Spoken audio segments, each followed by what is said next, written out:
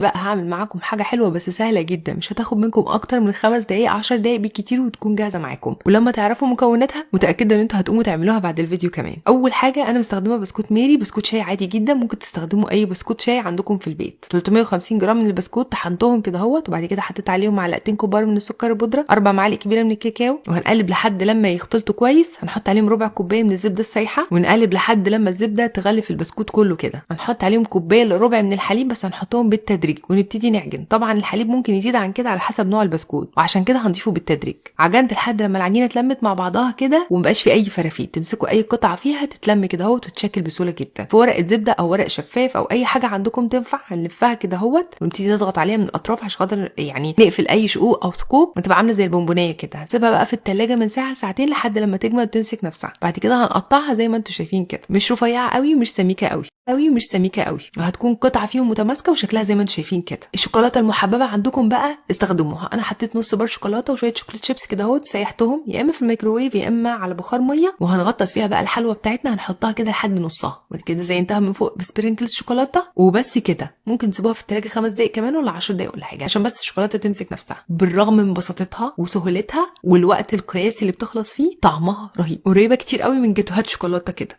جربوها وليه رايكم فيها.